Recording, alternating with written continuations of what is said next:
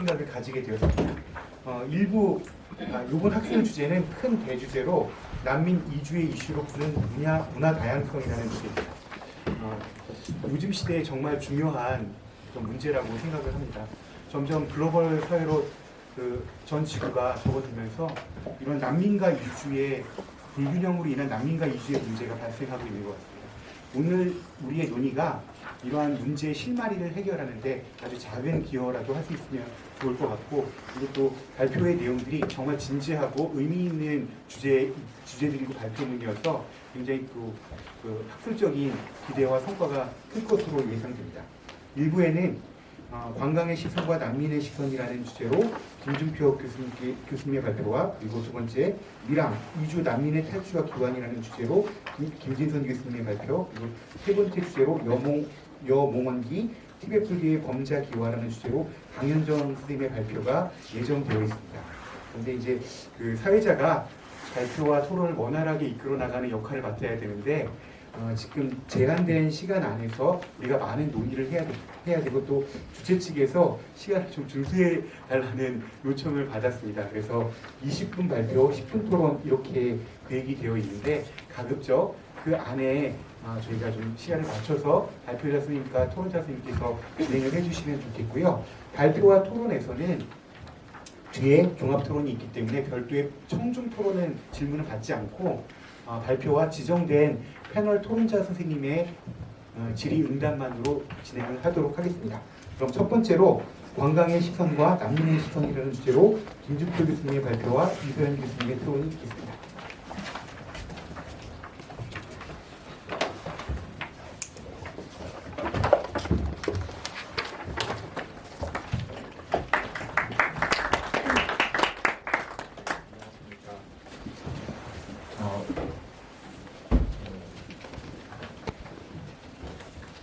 국제그룹 비행기 타고 여행 나가는 이야기를 원장님께서 조금 전에 하셨는데, 제가 10년 전에 처음 비행기 타고 외국을 나가봤습니다. 그게 마카오였습니다. 마카오는 도박의 도시라고 하고 관광의 도시라고 하는데, 마카오에 가서 도박장에서 많은 사람들이 즐거워하는 모습을 보았고요. 그리고 한밤중에 도박장 바깥에서 한 중국인이 통곡을 하면서 계속 울고 있는 모습을 보았습니다. 말이 통하지 않지만 마음으로 느껴졌습니다. 모든 걸 다 잃었구나. 돌아갈 돈조차 없구나. 그래서 통화를 막 하더라고요. 이거 통화를 하면서 막 울고 있는 거예요. 마카오는 그 가운데에 도박의 그 도시, 그 호텔들이 있고, 그 양옆으로 마카오 전통 산업에 종사하는, 또는 이제 그냥 일상적인 그 회사 생활을 하면서 경제 활동하고 있는 사람들의 아파트 단지와, 그리고 아마 원주민, 저도 제주도 원주민입니다만은 원주민처럼 보이는 사람들이 살고 있는 조금 좀 이제 허름한 동네로 이렇게 구분이 되어 있었습니다. 제가 마카오에 갔다 온 다음 겨울에 강원랜드에 갔었는데요. 강원랜드에서 한 일주일을 보냈습니다. 강원랜드에서 한 일주일 지내는 동안에 거기에서 마지막까지 남아있는 사람들을 따라서 같이 셔틀버스를 타고 갔더니 찜질방 앞에 세우더라고요. 돈을 안 받더라고요. 무료였습니다. 그리고 그 찜질방에 가서 하룻밤을 자는데 어떤 사람 한 몇 명이 자기 고정적인 지정 자리처럼 자기 자리에 있어요. 담요가 딱 입고 다 개놓고 새벽에 나가길래 같이 따라 나갔습니다. 나갔더니 새벽 첫 시간에 가서 제일 먼저 도착해가지고 줄을 서더라고요. 강원랜드는 입장료를 내야 이제 입장을 할 수가 있습니다. 그 강원랜드에서 지내는 사람들을 이제 또 보면서 거기에는 또 많은 사람들이 있더라고요. 그 사람들은 이제 제일 먼저 들어가가지고는 제일 자리를 좋은 자리, 어저께 잭팟이 터졌던 자리를 잡고 앉아서 그 자리값을 챙겨가지고 또 하루 동안 도박하다가 찜질방비 남겨놓고 이제 또 이렇게 한 몇 달을, 한 1년 가까이 생활하는 사람들을 보았습니다. 많은 사람들이 여유로운 마음도 있었고요. 조급해하는 마음, 허탈한 마음, 그런 사람들에게 현금을 융통하기 위해서 핸드폰을 개통해 주면서 현금을 지급하는 이제 장사하는 사람들까지 이제 만날 수 있었습니다. 그 영화를 좋아하는데요. 비포 선셋이라는 영화를 보았을 때 참 인상 깊은 대사가 하나 있었습니다. 셀린이라는 사람이 제시를 만나서 이야기하는데 제시가 우리 유람선 한번 타자 그랬더니 셀린이 유람선은 관광객이 타는 거라고 한 번도 안 타봤다고. 제시가 내가 관광객이라고 미국에서 왔으니까요. 그래서 파리의 유람선을 같이 타는 장면이 있었거든요. 그 장면을 보면서 저는 제 어릴 때 생각이 났습니다. 중국 관광단지가 제일 처음 만들어졌는데 거기에 놀러 간다는 생각을 해본 적이 없어요. 네. 그 앞에 버스 타고 지나가면서도 내려서 저 중문 관광단지라는 그 편말에서 있는 그 정문을 통과하면 무엇이 있을까? 이게 큰 건물 하나일까? 여러 개의 건물들일까? 놀이동산일까? 뭐가 있을까? 궁금했지만 가지 못했습니다. 관광객이 들어가는 곳이니까요. 지나가는 버스, 시내버스, 시외버스에는 손을 흔들지 않지만 관광버스가 지나가면 초등학생들과 중학생들이 서서 손을 흔들었던 기억도 납니다. 이렇게 어떤 관광지에서 벌어지고 있는 여러 가지의 사람들의 표정이나 시선들에 대해서 살펴보고 싶었습니다. 12쪽으로 바로 들어가서요. 사우디아라비아에서 태어난 예멘 사람 모하메드는 5살에 아버지와 어머니의 고향 예멘으로 돌아갑니다. 대학을 졸업하고 항공사에 취직한 모하메드는 국제공항에 근무하면서 무료 티켓으로 많은 나라들을 여행했었고 그 중에 말레이시아는 관광과 휴양지로 꽤 좋은 곳이었습니다. 비자 없이 75개국을 여행할 수 있었고요. 비자가 필요한 경우엔 공항에서 즉석으로 발급받을 수 있었습니다. 물론 관광객이었을 경우입니다. 예멘 전쟁 이후 예멘을 탈출한 모하메드는 말레이시아 쿠알라룸푸르 공항 입국장에서 예멘에서 온 학생들, 사업가들, 가족들, 여성, 어린이, 나이 든 사람, 환자들과 함께 단지 예멘에서 온 사람들이라는 이유로 까다로운 입국 심사를 받아야 했습니다. 13쪽으로 넘어가겠습니다. 관광객으로 돈을 쓰러 말레이시아에 왔던 모하메드와 목숨을 부지하기 위해 말레이시아를 찾은 모하메드는 전혀 다른 시선에 직면합니다. 관광객을 향한 시선이 난민을 향한 시선으로 달라진 것입니다. 시선의 변화는 모하메드 본인에게서도 나타납니다. 모하메드가 예전에 말레이시아를 방문했을 때 생각해보면 말레이시아는 매우 매력적인 휴양지였고 말레이시아의 아름다움과 쾌적함에 반할 정도였습니다. 관광객으로서의 즐거움일 경우에 한정된 것이지요. 지금은 전혀 다릅니다. 난민들과 전쟁에서 탈출한 사람들이 살 수 있는 곳은 말레이시아의 뒤편이었습니다.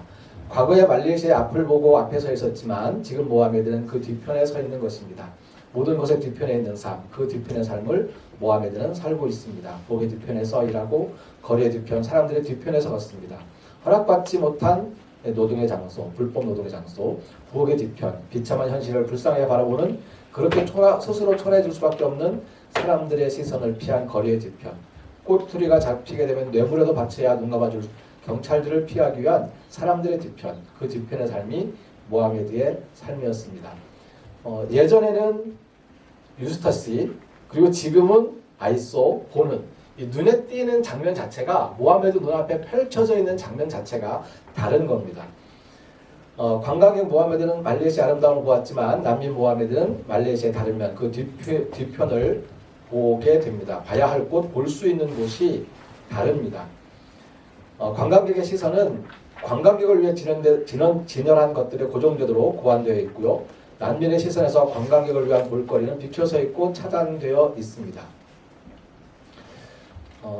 살짝 넘어가겠습니다. 14쪽입니다. 그 시선의 권력관계 두 번째 단락인데요.를 발생시키는 구조를 어리와 라슨의 관광객 시선, 관광의 시선이라는 책을 통해서 한번 정리를 해보고 싶습니다. 보는 것은 인간의 눈이 하는 일이지만 시선을 보내는 것은 사회적으로 구성된 보는 행위 또는 시각적 제도의 담론적 결정을 가리키는 겁니다. 교육 담론, 건강 담론, 집단 결속 담론, 즐거움과 놀이, 문화유산과 기업, 민족, 에스닉, 민속, 풍속, 다양한 담론이 고안된 상품, 관광 상품을 통해 관광객의 시선을 결정합니다. 사회에 따라, 사회 집단에 따라, 그리고 역사적 시기에 따라 달라지는 관광객의 시선은 낭만적 시선으로 보이기도 하고요. 집단적 관광, 대중관광의 시선으로 유형화되기도 합니다. 관광적 시선이나 숭배적 시선, 인류학적 시선, 환경적 시선, 미디어화된 시선, 가족적 시선으로 개념화되기도 합니다. 시선을 보내는 것을 넘어서 시선을 넘어선 감각을 수반하는 신체화된 사회적 관행이 관광객의 시선입니다. 생생한 사건을 보기 위해 시각적으로 독특한 장소에 가고 특별한 암벽을 오르고 뜬구름처럼 유유자적 거닐고 래프팅을 하고 번지점프를 하는 등 관광객의 신체는 육체적으로 생기 넘치거나 겉보기에 자연 그대로의 것이거나 활개를 띠고 있을 수 있는 장소를 향하여 시공간 속에서 복잡한 길을 찾아가는 동안 움직이고 있습니다. 노동과 가사 공간으로부터 지리적으로 그리고 존재론적으로 멀리 떨어져 있는 특수하고 전문화된 여가 공간에서 관광객의 신체는 그 현지의 사람들에게 침입적인 것으로 이해될 수도 있습니다. 특히 인류학적 시선이 가장 침입적인 것이 될 수 있는데 관광객들은 주로 그 동네 그 사람들의 속 내면을 보고 싶어 하기 때문에 특히 그렇습니다. 이렇게 관광의 시선은 물론 관광객의 시선에 반하여 현지인의 시선이 관광객들을 보고 즐거워하거나 혐오스러워하거나 흥미스러워하거나 멋지다고 느끼면서 시선의 대상으로 포착하기도 합니다. 이렇게 관광의 시선은 관광객의 시선이든 현지인의 시선이든 시선을 보내고 시선을 받아들여야 하는 권력관계로 이해됩니다. 마오즈는 어리가 1990년에 관광객의 시선을 발표한 이후에 현지인의 시선이라는 개념을 가지고서 상호적 시선이라는 논문을 발표합니다. 인도를 관광하는 이스라엘 사람들을 살피면서 이제 제시하고 있는 건데요. 인도인들 역시 현지의 권력을 표현하고 있다는 것입니다. 그래서 관광객의 시선을 이제 어리가 정리를 했다 그러면 여러 가지 설명했다 그러면 마오즈는 현지인의 시선을 관광객에 대한 협조적 시선, 관광객에 대한 저항적 시선 등으로 이야기하면서 이 관광객의 시선과 현지인의 시선이 교차하는 상호적 시선이 관광지에서 이루어진다라고 이야기를 했습니다. 15쪽 두 번째 단락입니다. 어리의 관광객 시선이 지나치게 관광객의 권력을 강조했다면서 마오즈가 능동적이고 적극적인 현지인 시선을 대비시키며 상호적 시선을 제시한 이후에 우리나라의 관광학 분야에서도 상호적 시선 개념으로 관광을 분석한 연구들이 진행되었습니다. 대체로 에스닉 타운을 방문하는 외국인 관광객과 내국인의 상호적 시선에 대한 연구입니다. 그렇게 관광지에서 발생하는 이 시선들에 대해서 여러 가지 연구들이 진행되고 있었는데요. 제가 보기에 관광객의 시선은 욕망을 채우려고 대상을 향해 던지는 낚시줄처럼 느껴집니다. 경외심과 탄성으로 관광지의 자연과 문화에 대한 존경심을 표시한다고 하더라도 관광 욕구를 채워주는 시선의 대상에 불과합니다. 서비스를 제공하는 현지인들을 바라보는 시선에는 존경심보다 무시가 짙게 깔려 있습니다. 찬사를 표한다고 하더라도 인격적인 것이 아니라 서비스에 대한 품평, 이를 따름입니다. 현지인의 시선 역시 욕망을 채우기 위한 낚시라고 보여집니다. 관광객의 욕망에 맞추어 관광 상품을 준비하고 자신의 욕망을 채우기 위해 비용을 요구합니다. 관광객이 믿기는 자본이고 현지인의 믿기는 상품과 서비스이겠지요. 다음으로 넘어가겠습니다. 16조 관광의 시선은 품평의 시선입니다. 품평을 할 수 있다는 권력을 주저없이 표출하는 것이 관광의 시선이라는 점에서 관광객의 시선은 현지인의 시선과 동격으로 상호적인 시선이라고 말할 수가 없을 것 같습니다. 관광은 일상의 생활과 노동에서 이탈하여 시선의 대상이 아닌 시선의 주체로서 익명의 시공간을 품평하며 자신의 권력을 느끼고 싶어하는 욕망이 표출되는 시간이동, 공간이동의 이탈입니다. 관광의 시선, 품평의 시선이 적나라하게 펼쳐지는 시공간은 비단 관광지에 국한되지 않습니다. 도처에 깔린 성산업 현장은 관광의 욕망과 관광의 시선이 집약되어 있는 곳입니다. 관광지에서 관광객의 시선은 자연과 묻어나는 관광 상품에 대한 경탄과 서비스를 제공하는 현지인에 대한 무례함으로 경탄과 무례함으로 갈려 있습니다. 익명의 시공간인 성산업 현장에서 관광의 시선은 성노동자에게 집중됩니다. 경탄과 무시가 혼재해 있으며 경탄이라 하더라도 무시가 전제되어 있습니다. 성산업에 종사하는 여성 노동자들은 품평의 시선에 대해 다음과 같이 이야기합니다. 성산업에서 통용되는 몸은 어떤 몸이고 왜 이렇게나 이 산업은 한쪽 성별에 기울어져 있는지. 저는 쌍꺼풀 수술, 아트임, 코수술, 입술 필러, 입꼬리 보톡스, 사각턱 보톡스, 이중턱 지방분해서 주사를 맞았어요. 머리는 투블럭같이 짧게 치는 스타일을 하고 싶지만 그런 팔리는 몸이 되지 않기 때문에 단발 이상의 기장을 유지하고 있습니다. 몸매는 살집이 있는 편이에요. 긴장을 풀면 단시간에 10kg까지 왔다 갔다 해요. 혹시로 스트레스를 풀고 살찔까봐 손가락을 넣어서 토를 하고 보조제를 먹곤 합니다. 하루일을 하기 위해서는 팔리는 몸으로 몸을 변형시켜야 해요. 이걸 사이즈라고 하는데 아가씨는 알기로 안 치고 얘는 가슴이 크고 예쁜데 너는 뭐냐고 여자가 이렇게 뱃살 있는 거 처음 본다고 배 잡아보고 뱃살 잡고요. 재밌는 방이었어요. 기억에 남는 장면들이 있습니다. 파트너 아가씨의 가슴을 만지는데 아가씨에게 허락을 구하는 게 아니라 동성 친구들에게 허락을 구하는 장면이라는 거예요. 왜 스킨십을 하는데 아가씨가 아니라 동성 친구들에게 동의를 구하지?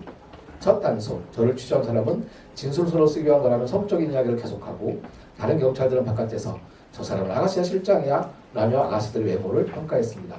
관광객의 취향에 맞춰 관광 상품을 꾸미고 배치하는 것처럼 성산업 현장에서도 성산업에 통용되는 몸을 만들기 위해 신체를 성형합니다.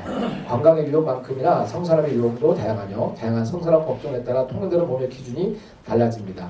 무엇보다 품평의 시선은 적나라하게 직접적으로 시선의 권력을 휘두릅니다.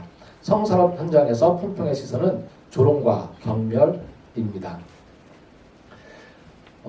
17쪽으로 넘어가겠습니다. 관광지와 성산업 현장은 일상의 시공간에서 시간이동 공간으로 이탈되어 있는 익명의 시공간이라는 점에서 또한 시선의 권력이 작동한다는 점에서 닮아 있습니다. 관광의 시선이 품평의 시선이라면 난민의 시선은 대책 없이 견디고 감당해야 하는 피평의 시선입니다. 모하메드의 이야기를 잠깐 보면은요.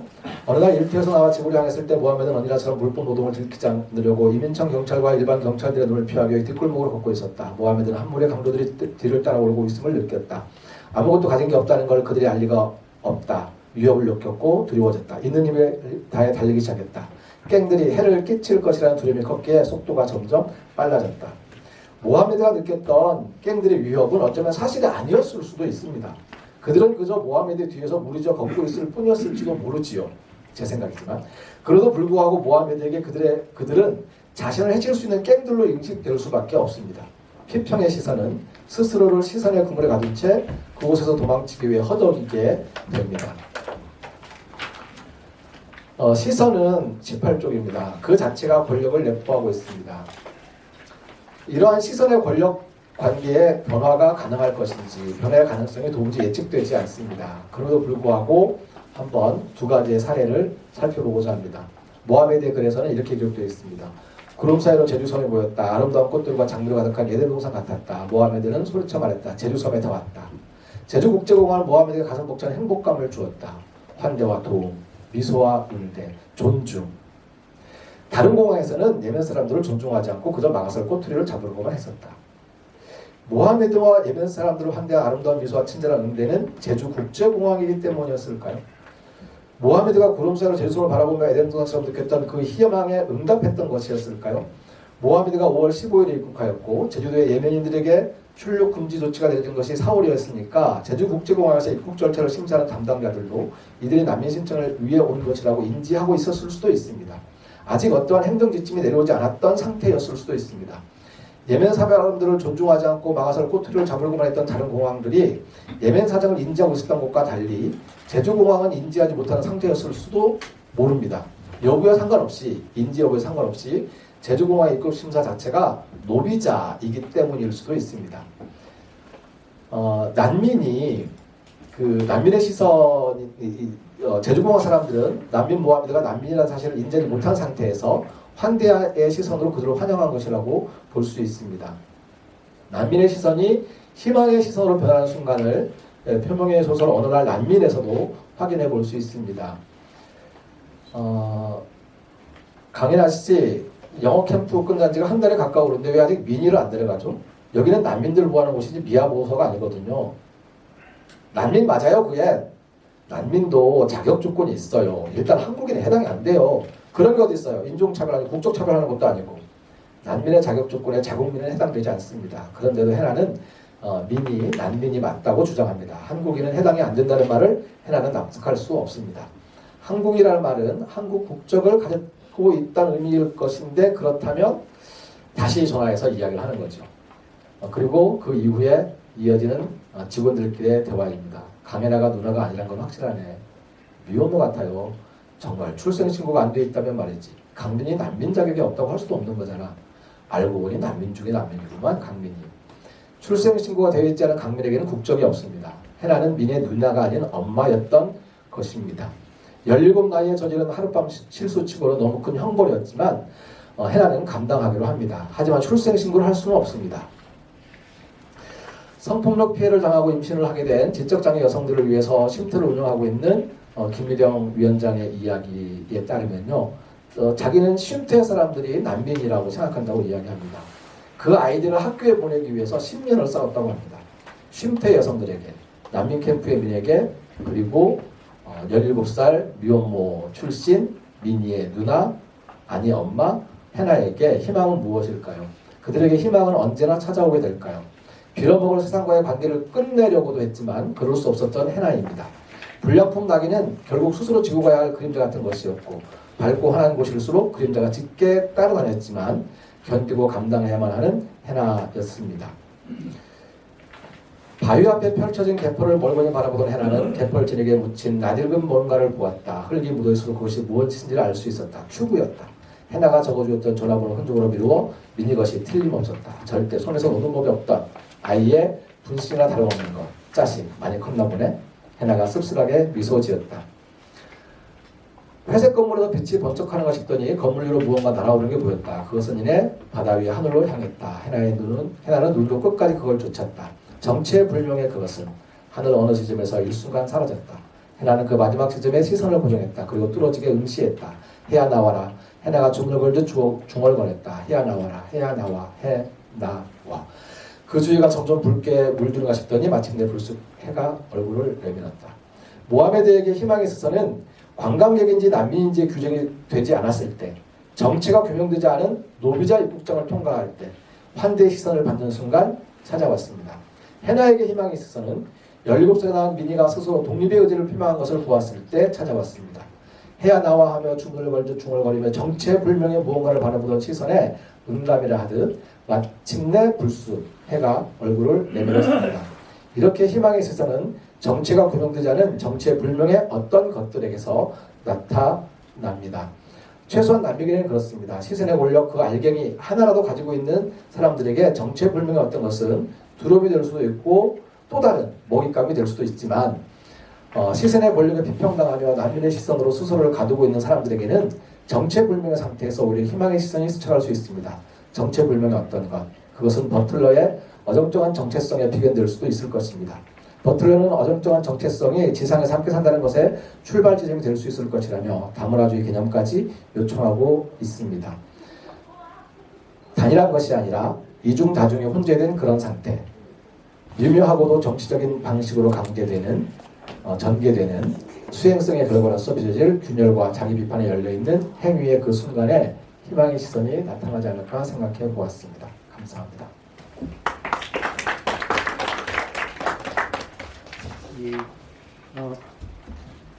김준표 교수님께서 시선이 대상을 규정하는지에 대해서 다양한 사례들을 통해서 발표해 주셨습니다. 이에 대해서 제주대 이소연 교수님의 토론이 있겠습니다. 네, 발표 잘 들었습니다. 저는 사회과학을 공부를 하는 사람이다 보니까 이들이 굉장히 신선하면서도 되게 독특하다라는 생각을 많이 했는데요. 우리 사회과학 같은 경우에는 어떤 이제 틀에 맞게 뭔가를 이제 가져놓고 그거에 맞는 결과물을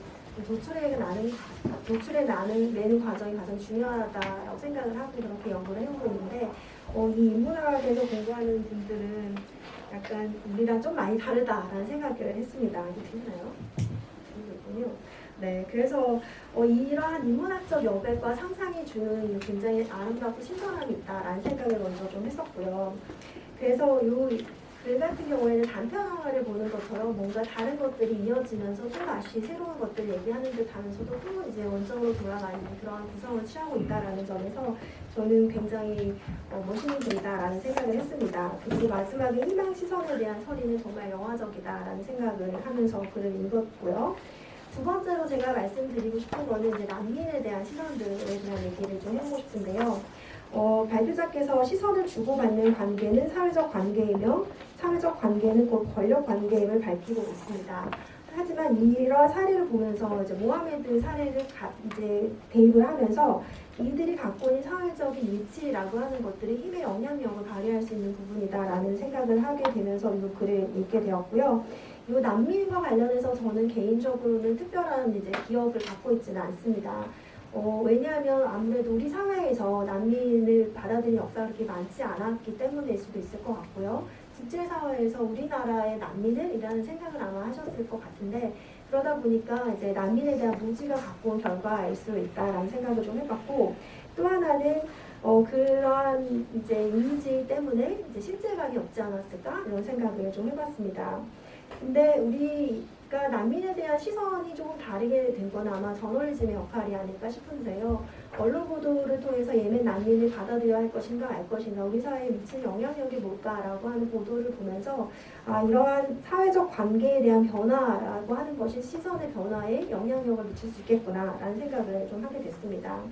하지만 또 한편으로 부끄러운 점은 우리 사회과학에서는 이러한 뭔가 사회적 이슈가 등장을 했을 때 굉장히 많은 연구가 이루어지지만 그 시간이 지나면 쉬 잊혀져 가는 것이 또 하나의 특성이라고 할 수가 있는데요. 이 글에서는 인류의 보편적 문제를 다시 한번 살펴보게끔 한다라는 점에서 굉장히 힘이 크다라고 봅니다.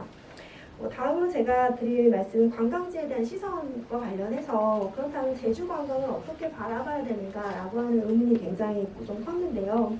발표자께서는 관광지를 중심으로 해서 관광객의 시선과 지역 주민의 시선을 상품과 서비스를 자본과 맞바꾸는 이 교환의 관계, 이런 관계를 넘어서는 권력의 우위가 드러나는 권력 관계로 상정을 하고 있습니다.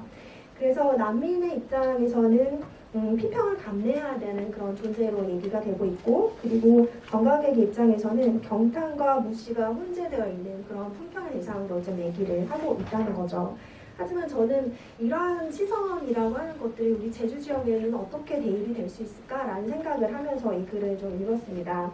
발표자께서 제주 관광에 대해서 직접적으로 언급을 하진 않았지만 우리가 지역에 있다 보니까 이런 부분들을 한번 살펴보는 게 어떤가라는 생각을 해보았는데요.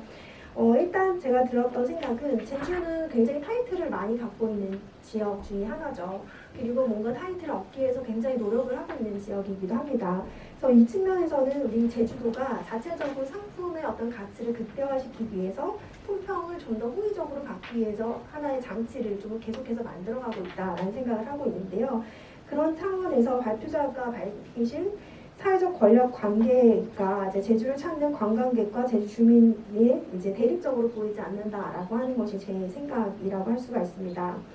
발표자께서는 시선이 계급적인 폭력적이다라고 말씀하셨는데 그 부분도 굉장히 이제 수긍하는 부분이고 특히 시선이라고 하는 것이 물적 토대에 맞는지라고 하는 부분에 있어서는 이제 이론의 여지가 없을 것 같다는 생각이 듭니다. 하지만 제주 사람들의 시선 끝에는 무엇이 있고 그리고 관광객의 시선 끝에는 무엇이 있을까? 그리고 최근에 제주를 유토피아로 이제 묘사하고 있는 다양한 영화나 드라마들이 나오고 있는데 여기서는 어떤 시선들이 교차하고 있는가라고 하는 것들을 좀 들여다보면 재미있지 않을까 이런 생각을 하면서 제가 좀 말씀을 드린다면 저는 이 발표문에서 묘사하고 있는 관광지 주민과 그리고 지역 주민, 그러니까 제주도민들의 모습이라고 이제 생각이 되지 않는다라는 생각이 있습니다. 그래서 관광객들의 시선 끝에는 우리가 살고 있는 제주의 근거지를 두고 있는 이제 지역 주민들의 모습에 있어서 일정 부분 부러움이라고 하는 것들이 좀 느껴지고 있고요. 그리고 하지만 좀 한편으로 좀 불안하고 우려스러운 점은 언젠가는 우리 제주 지역에서도 이러한 시선들이 이제 나타나지 않을까라고 하는 것들이 굉장히 좀 두려움과 염려로도 나타나고 있다라고 할 수가 있습니다. 하지만 좀 분명하게 이제 말씀을 드릴 수 있는 거는 제주에 대한 이제 관광객의 시선이 여기서 말씀하고 있는 시선과는 굉장히 사뭇 다르지 않나라는 생각인데요. 예를 들어서 우리 그 제주를 찾아서 감탄한 사람들의 마음에는 일정 부분 제국주의적인 신성이 좀 드러나 있다라고 저는 생각을 하고 있는데 항상 그 끝에는 저 땅은 얼마인지 그리고 저 집은 얼마를 주면 살고 있는지 어떻게 하면 우리가 저기서 삶의 터전을 뿌리고 내리고 살 수 있을지에 대한 생각이 항상 갖고 있다는 거죠. 그래서 이들에게는 이제 제주는 우리가 언제든지 가더라도 위안과 평온을 줄 수 있는 굉장히 당위적인 공간으로 비춰지고 있고, 우리는 그런 것들을 오히려 이제 감내해야 되는 어떤 디스토피아적인 삶을 살고 있지는 않은가라는 생각을 좀 많이 해보고 있고요. 그리고 이 앞서서 그 물적 토대에 대한 말씀을 해주셨는데, 그 물적 토대라고 하는 게 결국 누구에게 돌아가는가라고 하는 것을 생각을 해본다면 그 수혜자가 이렇게 우리 지역 주민이 되지 않는 경우들도 굉장히 많고, 그리고 이제 관광객들로 인해서 제주에는 굉장히 다양한 사회적 어떤 문제들이 나타나고 있다는 부분인데요. 환경 훼손뿐만이 아니라 뭐 이제 관광으로 인해서 교통 체증이라던가 생활 쓰레기 이런 사회적 문제가 계속해서 지적이 되고 있고, 이를 해결하기 위한 사회적 비용이 많은 부분이 이제 우리가 감내를 하고 있다라는 점에 있어서 이 관광객이 얘기하고 있는 시선과 그리고 지역 주민의 시선이 과연 제주 지역에 얼마만큼 적용이 될 수 있을까라고 하는 생각들을 많이 해보았습니다. 전체적으로는 관광의 시선이 가지고 있는 권력 관계를 품평의 시선과 품평의 시선으로 살펴봤다, 이런 글이 굉장히 신선하게 다가왔고, 그리고 절망적인 시선들 끝에 희망적인 시선을 같이 연결했다라는 점에서 이 글은 굉장히 고차원적인 어떤 그 가치를 이제 내포하고 있지 않은가라는 생각을 좀 해보았습니다.